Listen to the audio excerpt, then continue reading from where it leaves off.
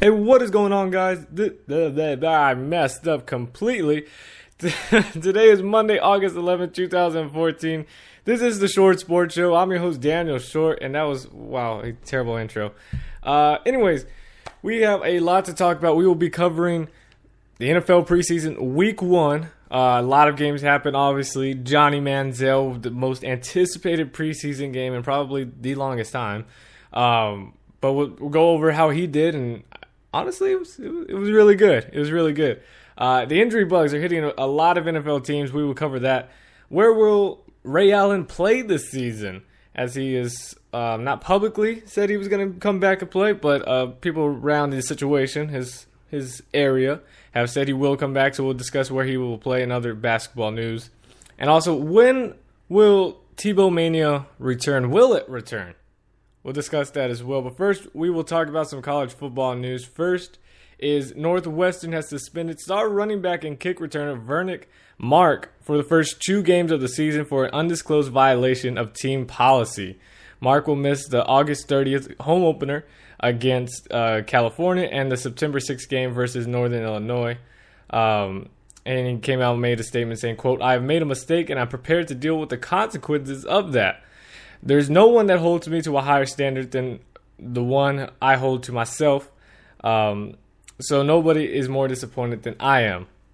Mark ran over 1,000 yards and was an All-American punt returner in 2012, but he missed most of the 2013 season with varied injuries before receiving a medical hardship and a 5th year of eligibility from the NCAA. So missing 2 games and being able to try to bounce back and show, obviously, NFL scouts, hey, let's stay out of trouble. Let's stay out of trouble. And one player that sadly could not stay out of trouble, and it hurts even more because I'm a fan not only of him, but it is my school as well. And as TCU defensive end Devontae Fields has backed out of his plan to enroll at Stephen F. Austin after a TCU committee ruled he was ineligible to receive a transfer waive. The school announced Friday. Now, because this happened about, obviously last week, Devontae Fields, Big 12 freshman, All-American, all that other good stuff, won tons of awards, had amazing stats, had like 16 and a half tackles for a loss just his freshman year alone, while TCU was in the Big 12. And then his sophomore year, he ran into some trouble, and then so he was suspended for a game, and then injured his ankle, and that he only played 3 total games last year and just fell off. But this year, this preseason, he was voted, Big 12 Defensive Player of the Year preseason, and it looked like, okay, everything's back on track. TCU this offseason has been, we've laid low. We haven't gotten too much trouble. Well, I mean, I can't really say that. We've had about 2 wide receivers kicked off. But anyways, it was better than having a huge, drug bust that we used to have.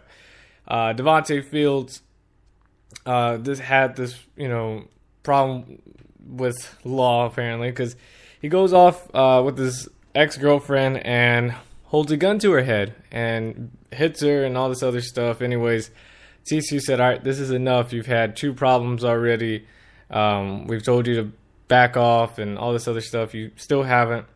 It's time to let you go. So they let him go. Said he is separated from the university. He's allowed to transfer. All this other stuff. So that's why he planned to enroll at Stephen F. Austin. And that was it for Devontae Fields and TCU, which was very sad, obviously, because he's a really good player.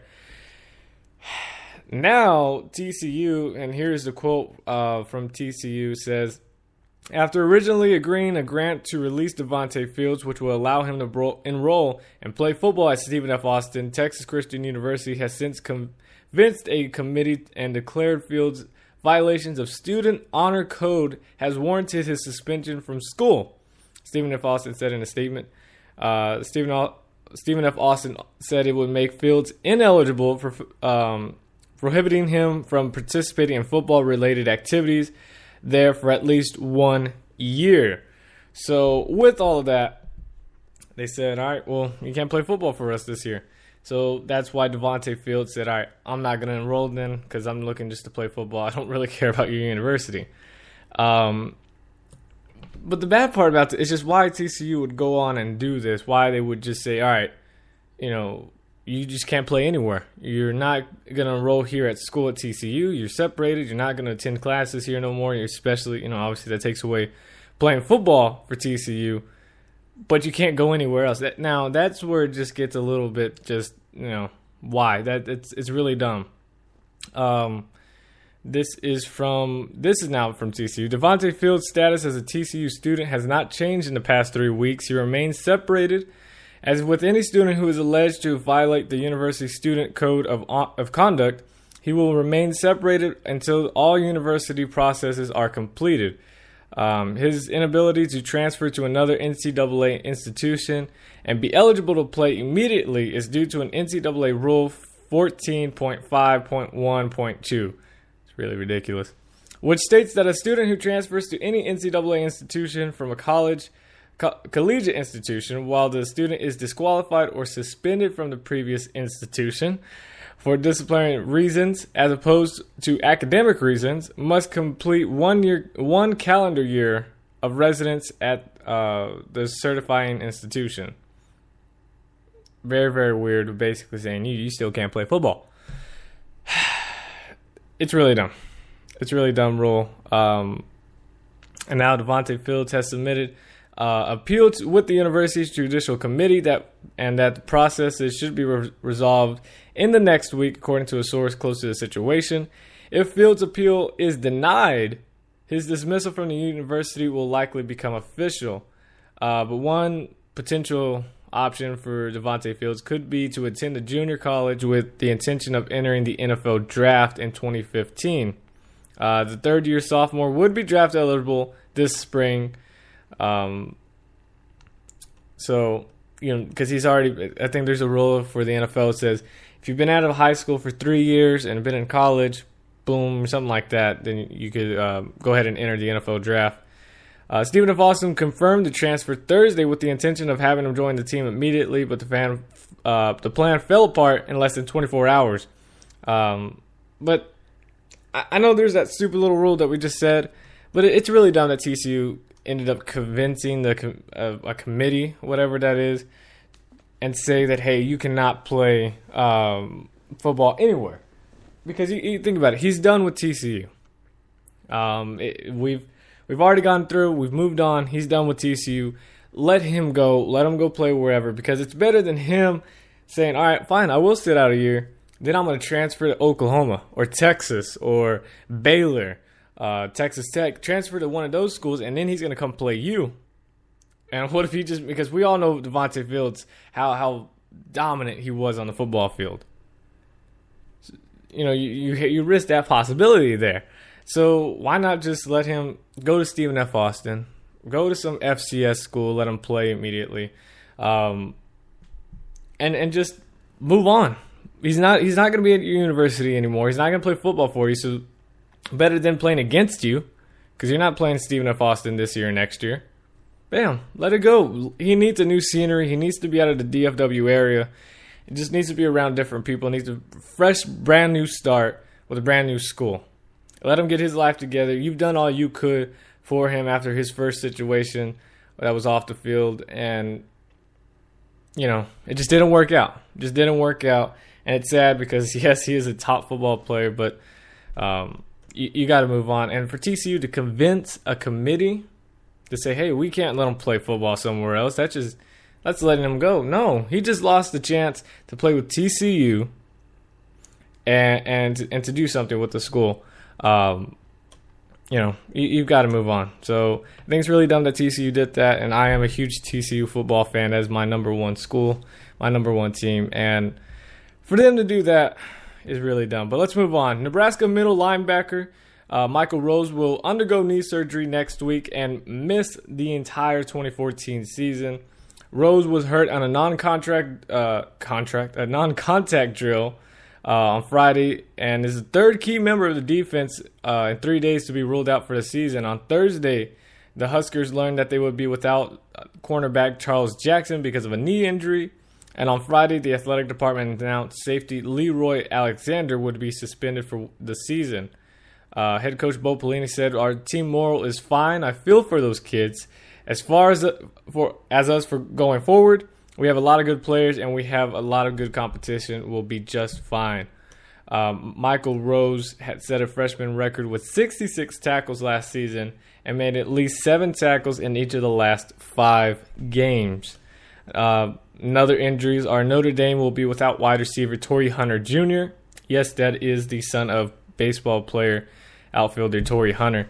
Torrey Hunter Jr. is out for 4 to 6 weeks because of a grade 3 groin tear, head coach Brian Kelly said Saturday. Hunter Jr. redshirted last season as he recovered from a leg injury suffered during his prep career. Hunter also had a PRP injection this past week and will have 2 more in the coming weeks. Last college football news is USC linebacker Jabari Ruffin suffered a torn knee ligament and will miss the 2014 season. Said Steve Sarkisian said, quote, "This is very unfortunate news about Jabari, but I know he will rehab and come back strong next year. And I know our team will step it up in his absence." The injury happened during a Sunday morning practice after Ruffin intercepted a pass and was making a return. As he was tackled, he stayed on the ground before being helped off by trainers. Last season, he had 22 tackles, but was looking to be an immediate impact and a star for the USC Trojans. Moving on to the NFL, and we're about to get into it right here. Well, not in this very part right here, but when we talk about preseason. First, veteran safety Steve Gregory, who played 6 seasons with the San Diego Chargers and the last 2 with the New England Patriots, announced his retirement on Saturday, saying, quote, "After entering the game as an undrafted free agent, I was fortunate enough to play twice as long as the average player. I'm tremendously happy with my decision to being able to walk away from the game, from the great game, both healthy and on my own terms." Steve Gregory also had a birth of his daughter this offseason, said, quote, "Changed my life's perspective." He plans to pursue a career in coaching, so look for him to probably join. Well, I don't know, because I don't know with the Patriots. They're all Bill Belichick's got a secret dark side, coaching staff. I don't know if he would let him in. But anyways, Steve Gregory appeared in 111 games with 54 starts over his NFL career, having 386 tackles, 7 interceptions, and 27 special teams tackles. He also played 11 playoff games and 5 starts with those. During his time in New England, Gregory was apparently the smartest player on the team. Now, I don't know if that's by IQ level or football IQ. I don't know. Just that's what I was reading. And was involved in the Jets quarterback Mark Sanchez's unforgettable butt fumble in 2012. Returning at 32 yards for a touchdown. But this year, Steve Gregory was released by the Patriots on February 28th and had signed with the Kansas City Chiefs on July 31st. Steve Gregory was a true professional and a pleasure to coach, said Patriots coach Bill Belichick in a statement. He was one of the most well-liked and respected players because of everything he did was the right way, with a great attitude and in the best interest of the team. On behalf of the New England Patriots, we thank Steve and his contributions on and off the field and wish him our very best in the future. So, he is trying to get into coaching. He is a Syracuse alum, so he could go to Syracuse if they're interested, or he can also go probably to the Patriots, or I don't know if it's San Diego, but it wouldn't be bad to have him. I was going to say New England Patriots. The Washington Redskins removed defensive end Jason Hatcher from the physically unable to perform list after he passed the physical, clearing the way for his return on the field Saturday. Hatcher had been working on the sidelines during the training camp while recovering from arthroscopic, I cannot speak, surgery on his left knee in mid-June. What is going on today? Moving on, Redskins head coach said his goal for Jason Hatcher to play the 3rd preseason game against Baltimore in 2 weeks, giving him one outing to rest with the rest of the defending defensive starters.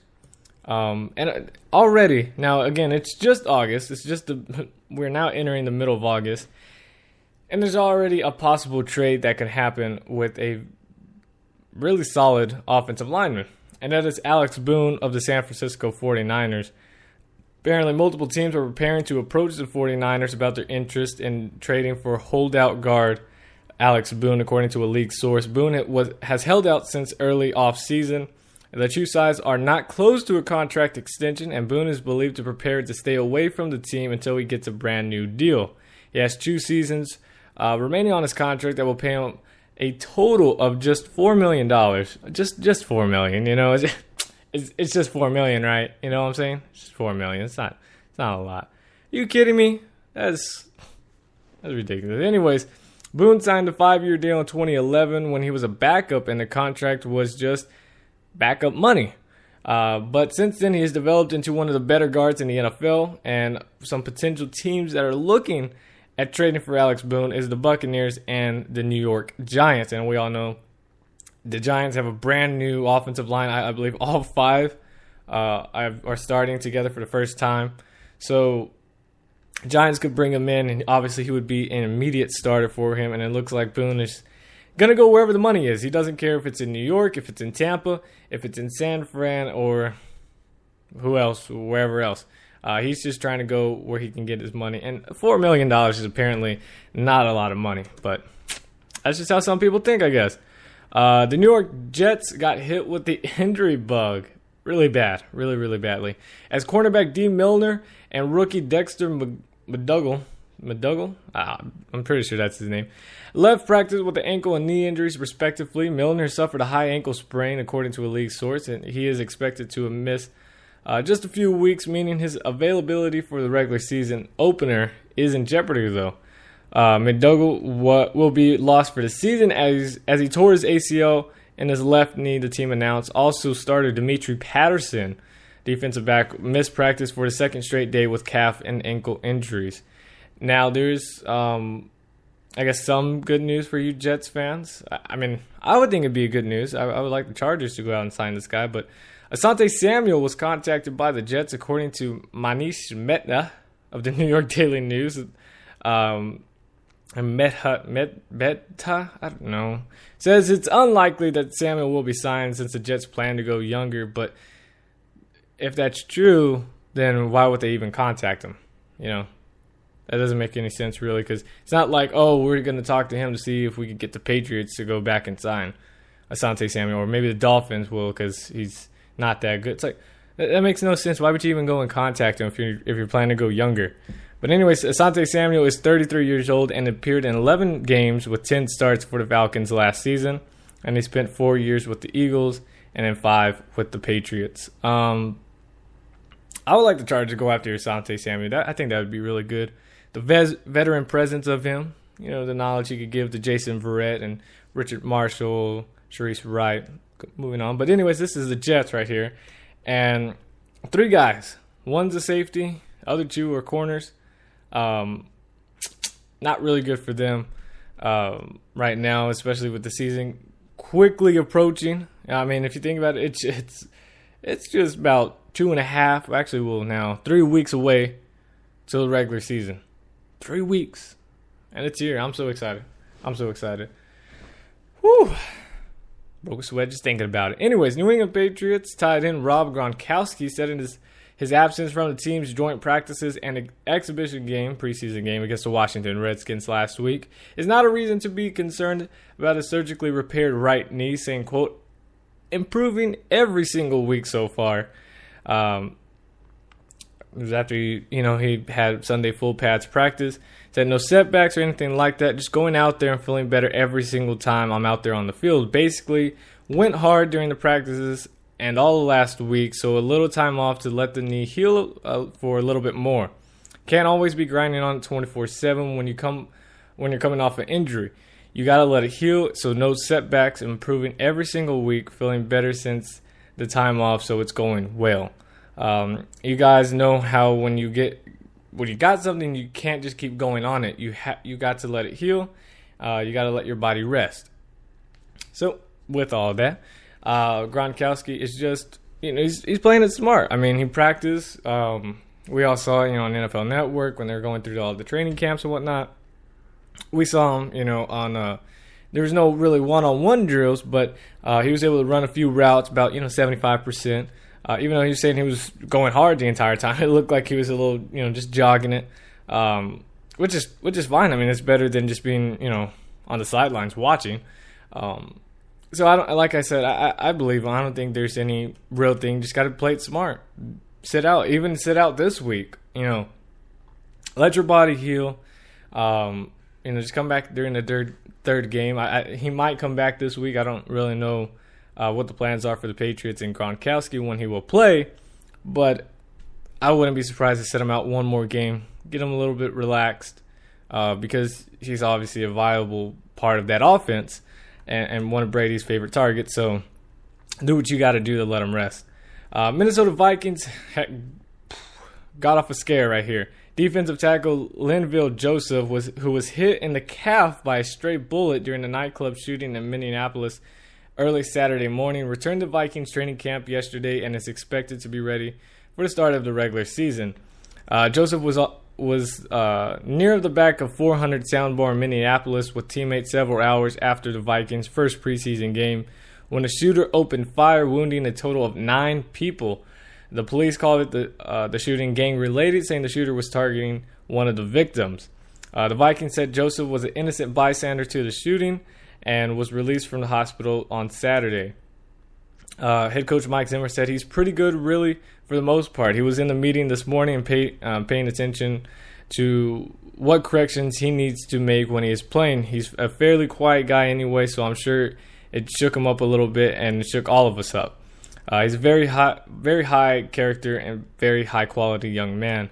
Then Joseph went on to say, I appreciate everyone's thoughts and concerns over the past 24 hours. I am extremely thankful that this was a minor injury for me, as the team has communicated this was an unfortunate situation where I, along with several others, was an innocent bystander to a senseless act. My thoughts are with all the victims at this time. I'm looking forward to getting back on the field with my teammates in the near future. So, thankfully for him, he's going to be all right. He seems like he was a really good guy.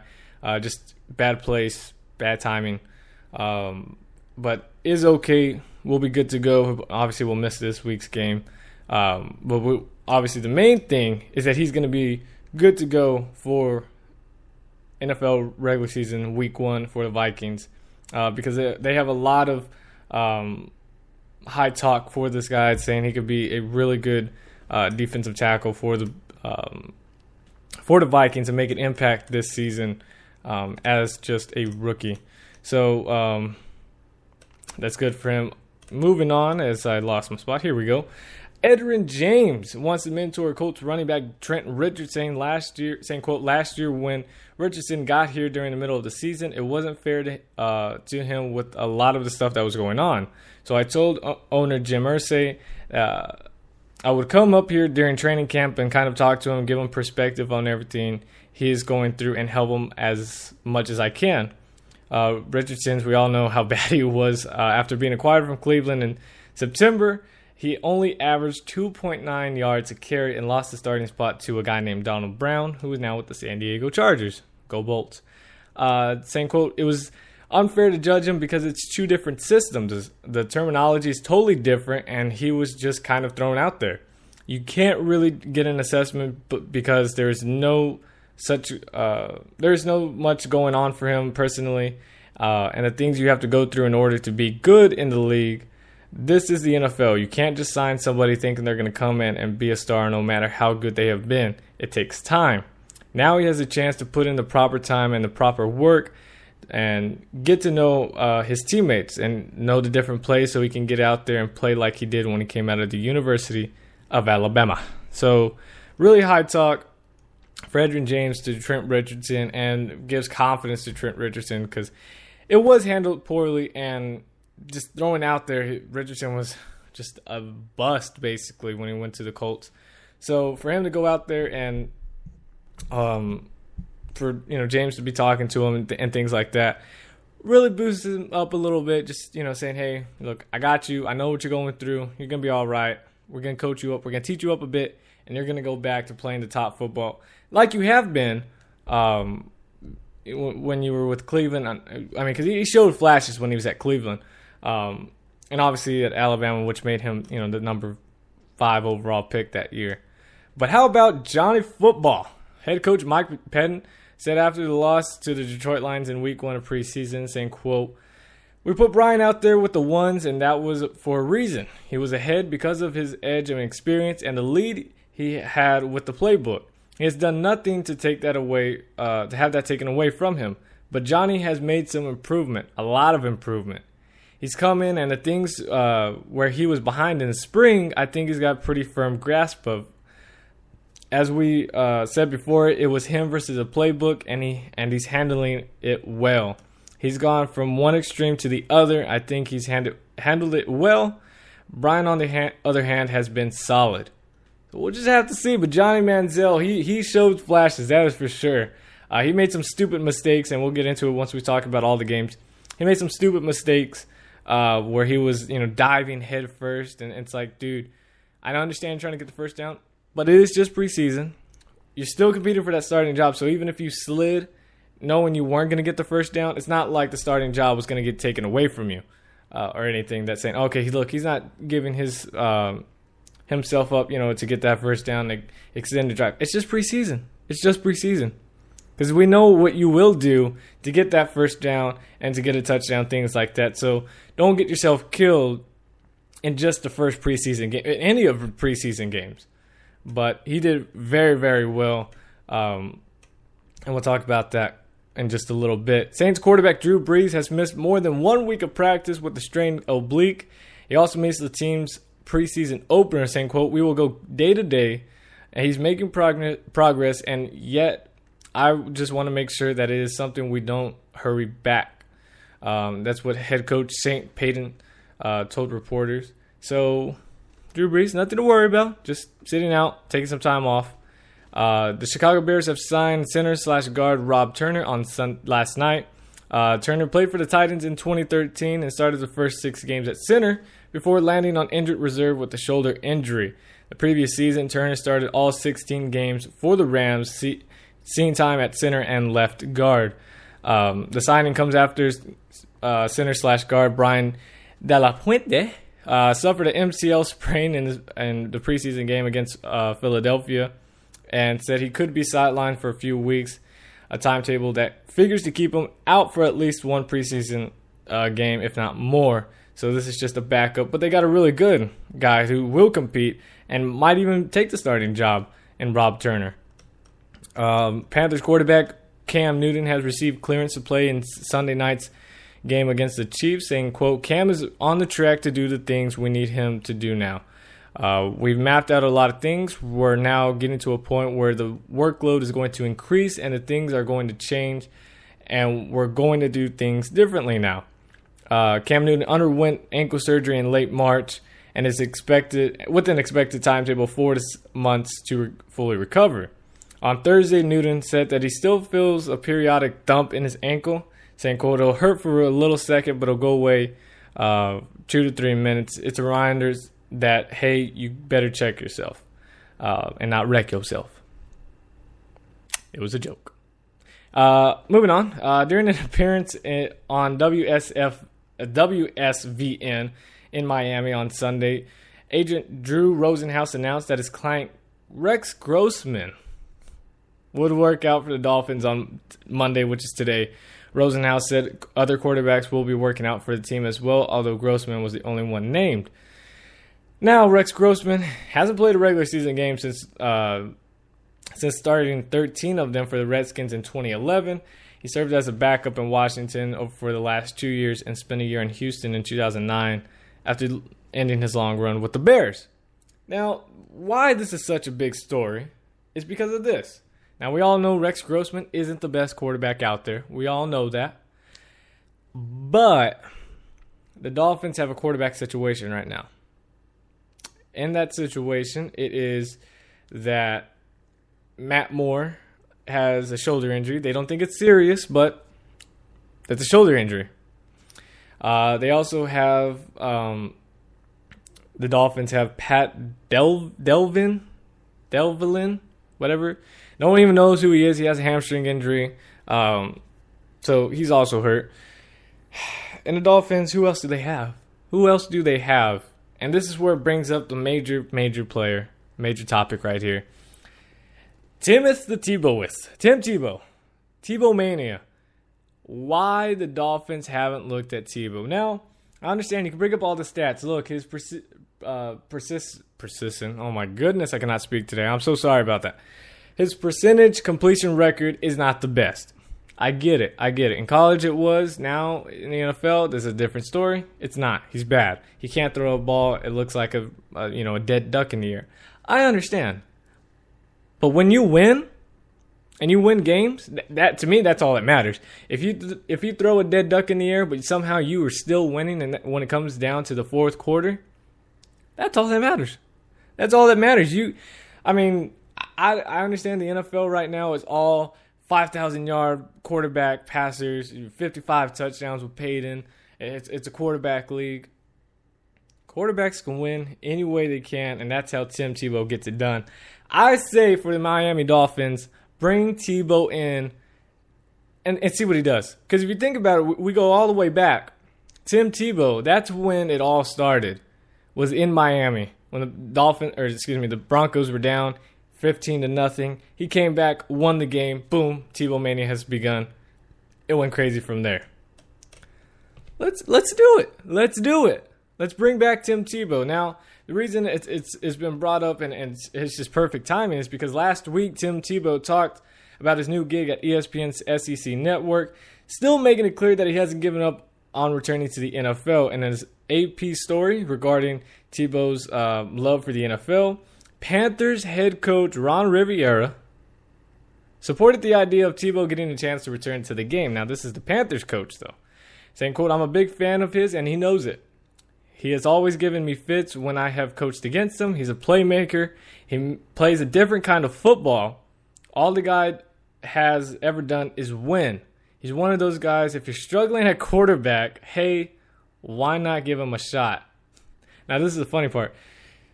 The Panthers aren't struggling too much on quarterback, but they kind of are. Cam Newton has ankle surgery. Now, it's not questioning his playing ability. Don't attack me there. Not saying Cam Newton can't play. He showed one heck of a season last year. And even his rookie year, he just didn't get the wins. But the Panthers signed, and check this out. This is from a story from Pro Football Talk. Signed not Tebow, but wide receiver turned quarterback turned receiver turned quarterback, Joe Webb. Now, we all know Joe Webb of the Minnesota Vikings, who wore number 14. He was, like I said, he was a wide receiver. Then he went to a quarterback, and then went back to receiver. Now he's playing quarterback again with the Panthers. If head coach of the Panthers, Ron Rivera, says, one, he's supporting the idea of Tebow getting back to the game of the NFL, and also says, if you're struggling at quarterback, why wouldn't you give him a shot? Well, why didn't you? Or why don't you still? I know Tebow's not going to make the start over Cam Newton. I'm not saying that. I'm not saying that at all. But he's got to be better than Joe Webb. I mean, we saw Joe Webb in that playoff game against the Packers. That was terrible. That was Adrian Peterson's breakout year when we rushed over 2,000 yards. I mean, come on. Let's give Tebow a shot. Why not? He deserves a shot. He's got to be at least a solid backup. He's got to be a solid backup in the NFL. He does play a different kind of football, but he gets the job done. No, he's not going to throw. And I know this is going to sound really funny.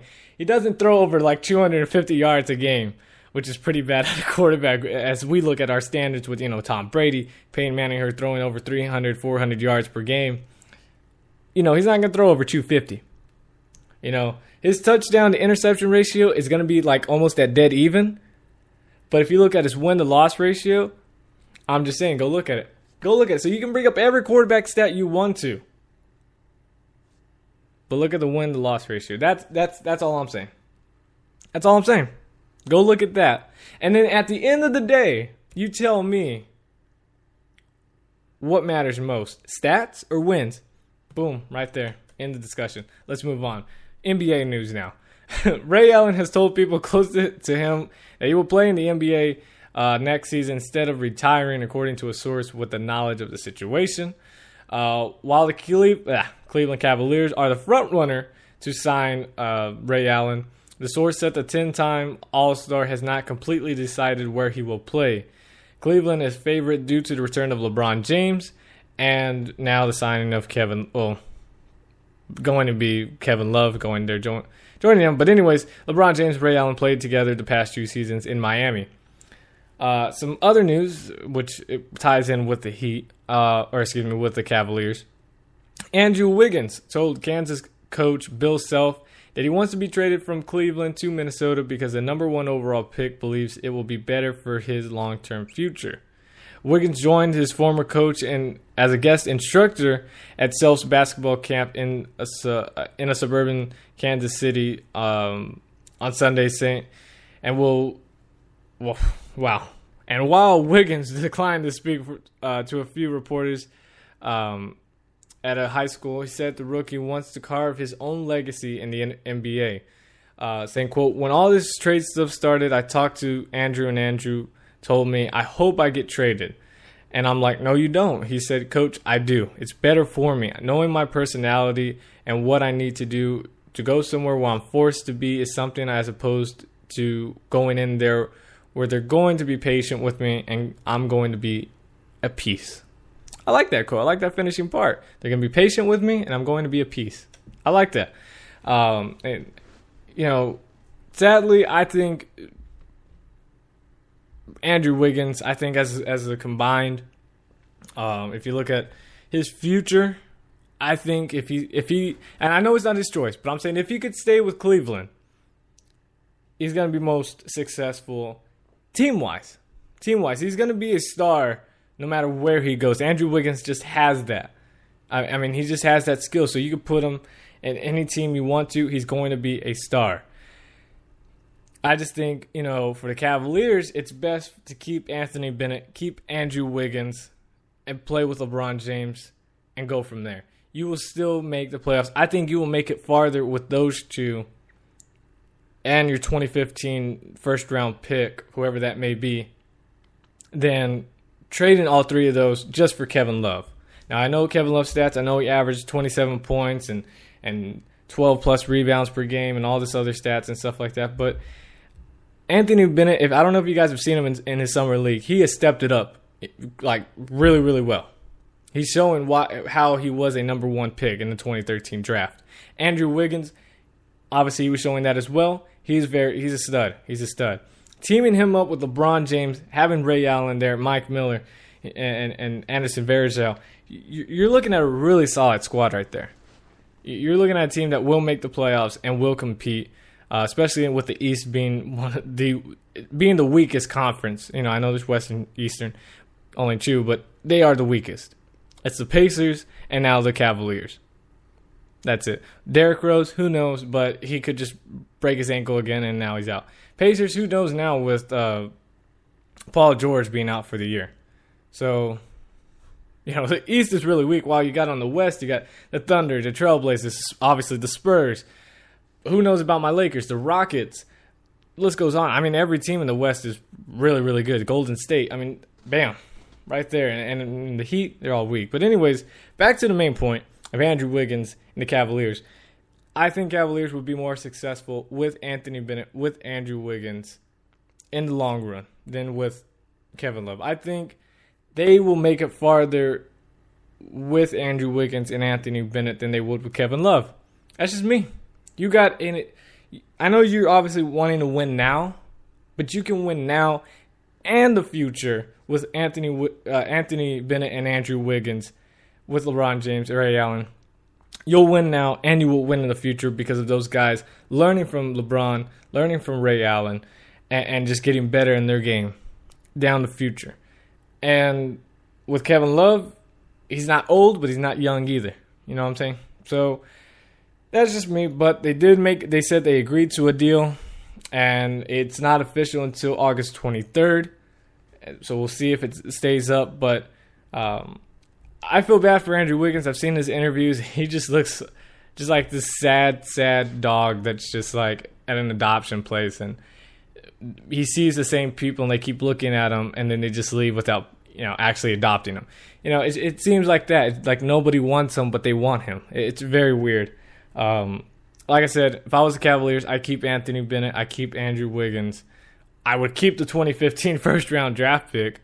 But I'm not in the front office. I don't make that decision. But I'd love to hear what you guys have to think about that. And that'll be it for today's show.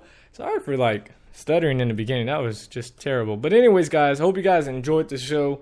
I will be back next Monday morning. Actually, whoa. We are not done. We are not done at all. I skipped right into the NBA and didn't even talk about the preseason games. So let's go and recap some of the preseason games, and then we will be done with today's show. First, the Indianapolis Colts and the New York Jets. The Jets took the game with a 13-10 victory. Hasselbeck, 10 for 15, 114 yards with the touchdown, while Sims was the leading guy at passing, which why he started. I don't know if Tosh Boyd was hurt. I like Boyd. I hope they cut Sims and keep Boyd. Sims was 13 for 18, 96 yards. New England Patriots got demolished by the Washington Redskins, 23-6. Jimmy Garoppolo, 9 for 13, 157 yards, and a touchdown. Looked pretty solid in his, his showing of the Patriots. Kirk Cousins, 9 for 13, 103 yards, and a touchdown. Lance Seastruck, former Baylor and former teammate of RG3, had 12 carries, 63 yards, so really good there. The 49ers also got demolished by the Ravens, 23-3. With Tyrod Taylor, 13 for 21, 116 yards and a touchdown. Not too shabby. Carlos Hyde, rookie from Ohio State for the 49ers, had 5 carries, 39 yards. Bengals and the Chiefs, they went at it like crazy in a high-scoring game of 41-39 with the Chiefs winning at home. Did every home team just win so far? Hold on.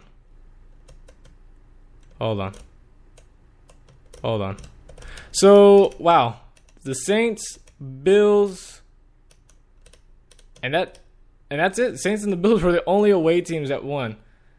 Everybody else, every home team won. Okay, that's crazy. Sorry. Jason Campbell, 6 of 15, 72 yards and 2 touchdowns. Dalton did pretty good as well, 75 yards. Don't know his completions, but he did really well. And how about the Anthony Thomas? One, I appreciate you guys on YouTube. I uploaded the video of his 80-yard punt return. That got over 20,000 views on that. And I will check it up right now because I want to know the exact stats so I can tell you guys. That was awesome. That is awesome. And it was crazy. Let's see. 21,775 views for DeAnthony Thomas. That is awesome. Thank you guys so much for checking that out. That's crazy. But anyways, DeAnthony Thomas shows his speed. Chiefs obviously got a huge steal. Why he was that was so dumb why the Chargers didn't draft him. But anyways, the Seattle Seahawks lose in the Super Bowl rematch against the Denver Broncos. Pryor was out there. 9 for 16, 137 yards. Pretty solid. Also had 28 yards on 70 carries. Brock Osweiler, 6 of 12, 85 yards and a touchdown. Demaryius Thomas, I believe, was 5 receptions, 52 yards. And then my San Diego Chargers, awesome game against the Cowboys, 27-7. Brandon, we didn't look good out there. Now, our defense was kind of good, but it was also bad. Brandon Whedon was 13 for 17, 107 yards and a touchdown. So there's all this talk about Brandon Whedon sucking. Brandon Whedon is a top backup quarterback, I do believe. I really do believe. So it was a good pickup for the Cowboys. But Dontrell Inman, former CFL player for the Chargers, had a 70-yard touchdown catch from Kellen Clemens, who was 5 for 5, 134 yards and a touchdown, including that 70-yard touchdown to Inman, who led the team with 107 yards on 3 receptions. So obviously made his case for staying, and the Chargers led every single team in total offense, I believe. Yes. Oh, no, the Bears. The Bears had more. Crap. Bears had more total yards of offense than the Chargers, and so did the Cardinals. Oh, well. It's just preseason. Brandon Oliver, rookie. 7 carries, 64 yards, and a touchdown. Kellen Clemens, I already said him. Randall for the Cowboys, 13 carries, 50 yards. Really, really good. Devin Street, wide receiver for the Cowboys. I knew he was going to be a star. Check him out. Check him out. From Pittsburgh, rookie, wide receiver, 4 receptions, 43 yards for the Cowboys. The Dolphins lose to the Falcons 16-10. TJ Yates, 127 yards, 7 for 16. Rookie running back Dante Freeman, 10 carries, 50 yards. Bills defeat the Panthers 20-18. EJ Manuel, 9 for 13, 96 yards. Stepped it up just a little bit. And that was about it. Buccaneers, Jaguars got a win. Hey, that's a good step, right?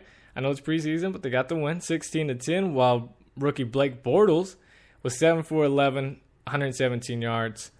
And look at that. Robinson, I can't remember his first name. The guy from Michigan. What is his name?